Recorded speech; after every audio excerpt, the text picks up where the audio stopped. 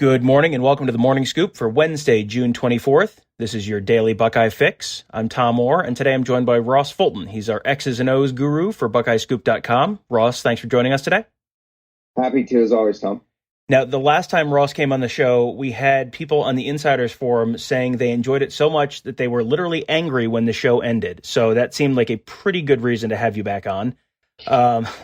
Last time we broke down Ohio State's one high defensive look. Today, we're looking at the other side of the ball to talk about mesh. That's a concept pioneered by the great Hal Mumme. If you enjoy the air raid, just aesthetically, or just like books about interesting characters in football, I would highly recommend The Perfect Pass by S.C. Gwynn. That's a great book about Mumme and how he got started and some of the interesting cast of characters that was with him at Iowa Wesleyan and other places, Valdosta State, including Mike Leach and other names you would know. But Ross, for people who aren't familiar with mesh, can you kind of explain that concept to them? Yeah, at its most basic, it involves essentially shallow crossing routes coming from each side. So, if you can imagine a whiteboard or a football field in your mind, you essentially have a receiver from the right side and a receiver from the left side, and they're both going to run crossing routes and essentially cross each other. And sort of rub right past each other. And as you said, you're correct that is a big air raid staple. Hal Mumme and then Mike Leach, that's been probably his primary pass play for over a decade now. And it sounds so incredibly simple, and yet he's been able to win in all sorts of places where you should not be able to win just running this one play. What makes that such a complicated thing for defenses to try and deal with? Yeah, so the way I described it is sort of the base of the play, but there's more layers to it than that. So behind those two shallow crossers, you'll have like a 15-yard sit route where, again, if you can imagine in your mind, the receiver's going to work towards the middle of the field and sort of run a curl.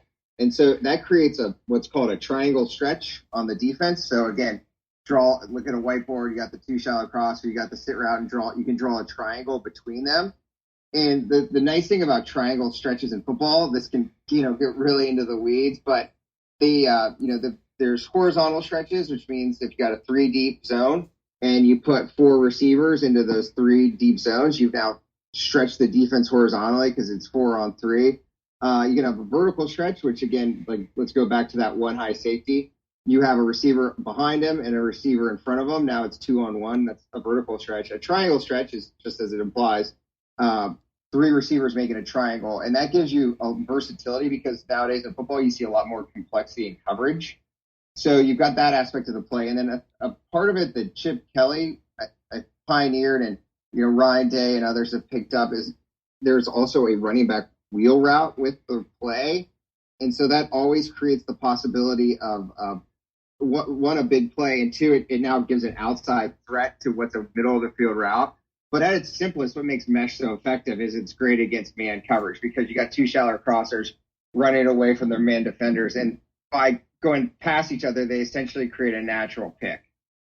And that seemed like something that the Buckeyes were just running constantly in 2018. Watching games, it just felt like KJ Hill or Paris Campbell or Chris Olave was breaking open over the middle just all season long on mesh concepts.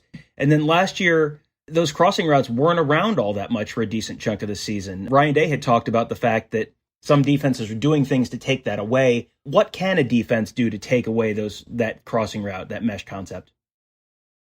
Yeah, I mean, I think mesh has been a still since Ryan Day and Kevin Wilson got to Ohio State. It jumped off right off the bat with JT Barrett too. And I agree, it was a less part of the offense last year. Again, to that previous discussion, mesh is really good against man coverage. It also works well against zone, but there's certain passing concepts that would be called man beaters and certain passing concepts that are called zone beaters. And mesh is generally a man beater. And so to your question, Ohio State saw a lot more soft zone coverage last year that sort of sat in the middle of the field and tried to take away that kind of route, which led to a lot more, comeback routes on the outside. And it also goes into sort of the black box of, what is the quarterback more comfortable with? Maybe Justin Fields was less of a fan of those routes than Dwayne Haskins was, or maybe, Urban Meyer preferred mesh while Ryan Day preferred different concepts in certain situations. But at its core, there certainly were coverage reasons that Ohio State used different concepts more frequently than mesh last year. You've talked about football kind of being a cat and mouse game where the offense innovates and then the defense innovates to stop it, and the offense has to innovate again to take advantage of whatever the defense is leaving open. So when the defenses are focused on stopping mesh like they were last season and maybe running that kind of zone defense, what kind of other things does that potentially open up for Ohio State? Yeah, so as I said, if you're going to really sit your linebackers or your safety in the middle of the field to stop that route, or play zone coverage, then you're going to turn to zone concepts. So again, what we saw a lot of last year were what I would call vertical comeback routes on the outside. And so, it's as simple as the receiver runs 12 yards, and if they have a soft zone defender staying in front of them, they just come back. And Justin Fields has the arm strength to make those throws. There's other concepts like, where you fake like you're running mesh, and then you come back outside. In fact, like Ohio State had a lot of success against Michigan in 2018. They were running mesh and shallow crosses, and then Michigan went from playing man to zone to take away those shallow crosses. And, another one of Ohio State's second half touchdowns came off of KJ Hill, faking like he was running a shallow cross and then breaking back out to the outside. And so there's all kinds of concepts. As you said, it's no scheme is perfect. Every scheme on both sides has weaknesses, and it's really about figuring out where, you have advantages against man. I think Urban Meyer's used the term, you find where your matchup is basically and you go after it. And against zone, you want to use concepts that, as I was alluding to earlier, put more wide receivers in a zone area than the defense can cover. So if you're a defensive coordinator facing the Buckeyes this year, I mean, this is a team that's going to have a pretty strong offensive line, pretty obviously going to have a pretty strong quarterback, got a couple potentially superstar wide receivers in Chris Olave and Garrett Wilson, and a pretty deep receiver room otherwise. You've got a couple pretty high-level running backs. You've got some good tight ends. You obviously can't stop everything. So if you're a defensive coordinator facing Ohio State this year, how do you approach that? What do you try and stop? I mean, there's the old idea that, you have to stop the run first. Is that still just that old football saying true? You have to stop the run first, and you figure it out from there? Or how do you go about defending a team like Ohio State that has so many weapons on the field? Yeah, I mean, I think in this situation, you probably want to see how the Ohio State run game comes together. That's obviously a question mark without J.K. Dobbins, even though, as you said, the Ohio State offensive line should be very good. But I think still when you're facing Ohio State, you probably want to try to take away the run and make them one-dimensional. I mean, obviously the team that had the most success against Ohio State defensively last season, and Ohio State still moved the ball a lot. They just didn't put the ball in the end zone, was Clemson. And I mean, but it's hard for a deep team to recreate what Venables and Clemson do, which is just throw a ton of different looks at you and try to confuse you. And, they'll jump from an odd front to an even front to a 6-person blitz to a dropping 8. And so, I guess if you can pull that off, then you're going to make it a little bit more challenging for any offense. But, I think you still probably with Ohio State, you look to take away the run game. I think most opponents will probably hope that Justin Fields does not want to run next year, in the sense of when I say that, Ohio State isn't going to want to put him in harm's way a lot. And so, teams generally often try to take advantage of that against Ohio State last year and just hope that it was not a game where Fields was going to run, or, Ohio State became easier to defend towards the end of the year when Fields was hurt and couldn't run as well. And, you take your chances. But I think for Ohio State fans, the best part is Ohio State moved the ball against Clemson, other than Dobbins' 2 big runs, essentially on the passing game and Fields' arm against a lot of complex schemes. And so that should be pretty promising going forward for Ohio State. Fields last year, it seemed like a lot of times was holding on to the ball longer than Ryan Day might have wanted him to. He only threw 1 interception all the way through the Big Ten championship game.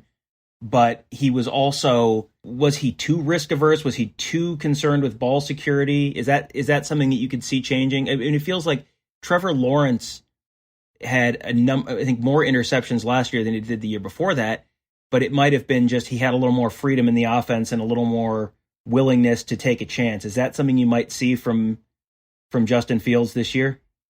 Yeah, I mean, I think he was a little slow with the football. Sometimes his recognition was just a bit slow on a route. I think obviously the most obvious example was the game-ending interception against Clemson, where Chris Olave broke off the route. But if Fields releases that ball a hair sooner, Olave probably does not do that, and it's probably a touchdown. So you hope his recognition time improves, which should come with reps. And I think he does tend to hold the ball too long. I think, as Ryan Day repeatedly said last year, like he'll take that in some cases because he also makes a ton of plays outside the structure of the offense, both with his arm and feet. And so you're going to trade off some sacks and some, broken plays for that upside. But I do think that you will probably see him throwing more frequently on time and in rhythm this year. A quarterback who only throws one interception through 13 games is not the worst problem an offense can have, right? Yeah, exactly. I mean, it's always a trade-off, right? I mean, to your Trevor Lawrence point, I mean, he was certainly forcing some throws earlier in the season and obviously got that under control. And so, I don't doubt that Justin Fields will have a bit more leeway and, may throw a few more interceptions this year. But obviously you can't fault someone for wanting to protect the football. Well, Ross recently did a Chalk Talk chat on our insider board. He'll have another one coming up next month. That was incredibly interesting. I don't remember how many questions did you get. It was like pages and pages of questions and a lot of really interesting stuff. Yeah, there were a lot of good questions in there. So I enjoyed responding and, obviously look forward to it with that. None of us had the benefit of spring football to see sort of how things will shape up. So there'll be lots of things to discuss going forward. Well, he'll have another one of those on the insider board at BuckeyesScoop.com coming up next month. If you want to be a part of that or part of any of the other great insider content we have there, you can go to BuckeyesScoop.com and sign up there. Great free content. We have even more inside analysis and insider reports in our members section, including stuff like Ross's X's and O's chat. You can sign up before July 4th to be a part of the Founders Club, receive some great additional benefits if you do that before July 4th. Ross, thank you for joining us, and thank you all for listening. Make sure you find us on Apple Podcasts or your podcast app of choice. You can subscribe right there. And please leave us a rating and review also. That will help us reach an even bigger audience. Have a great day.